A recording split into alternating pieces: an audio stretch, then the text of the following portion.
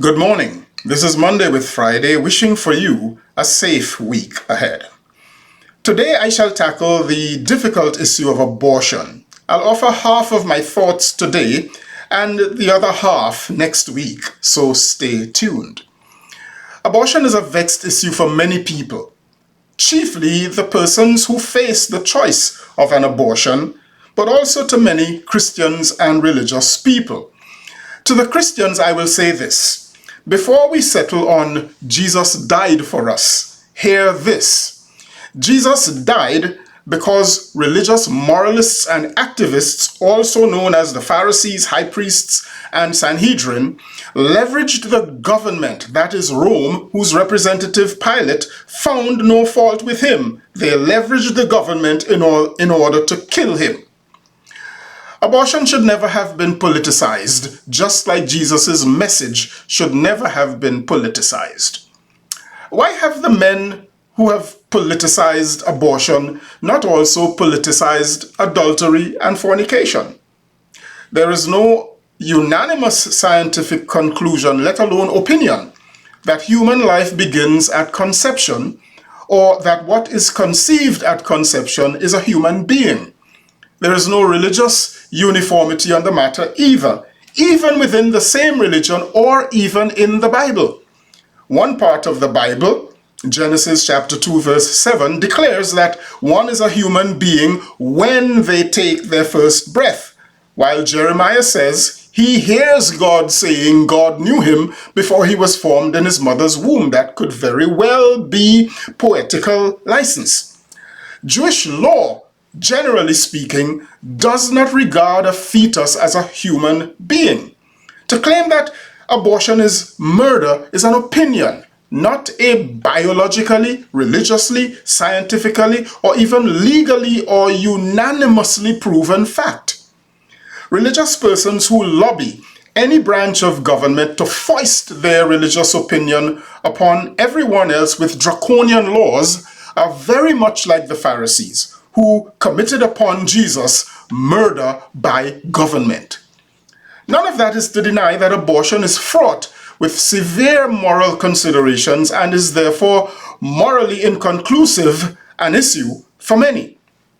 There are 6 misconceptions about abortion that the people who want to make their moral opinions law for everybody else want you to not notice. First, those moralists and religionists behave as though people who choose abortions somehow like abortions or go to it happily or comfortably as though they are ordering a cup of coffee. That is simply not true. Most people who seek abortions are already in some measure of excruciating pain, sometimes emotional or psychological or physical or medical or all the above. Second, they think that people who advocate for choice can't also be pro-life. I know hundreds of people who are both pro-life and pro-choice. I am one of them. I do not know anybody who is pro-death based on their position on abortion, although it is quite arguable that with the stories emerging across America regarding women who are now dying because legislators and lawyers have arrogated to themselves medical and scientific authority over the practitioners who are the real experts in medicine and science.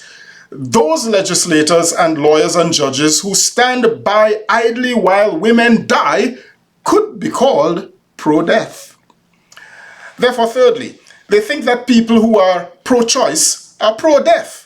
Nothing could be further from the truth. To be pro-choice is to advocate that the choice for an abortion must rest with the person who seeks it, her family support structure, her religious guides if she so desires them, and last but certainly not least, her doctors, gynecologists, and other medical advisors. This is not for any government to poke their noses into this very personal and very family business with their draconian one-size-fits-all measures. Here's the fourth conception that the extreme moralists want you to not notice. They want you to think, as that awful Lieutenant Governor of North Carolina suggests, that if women only keep their skirts down, then abortion would go down. What an asinine, misogynistic, and downright ignorant and sheer stupid statement. And we now know that this man is not stupid, just a hateful and, by his own words, a Nazi human being.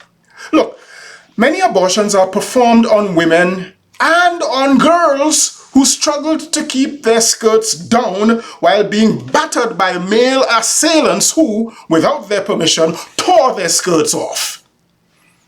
Fifthly, these people want you to overlook the fact that the choice for an abortion is always a choice between that and another great difficulty that may be medical or even terminal, and many other reasons in between that may seem frivolous for them, but not for the persons and for the lives involved within the scope of the decision for an abortion.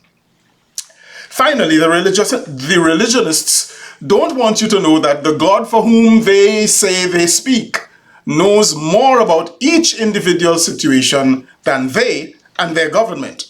They don't want you to know that God's grace and understanding about each harrowing and difficult situation that leads to the hard choice of an abortion exponentially exceeds their narrow, limited, and judgmental callousness.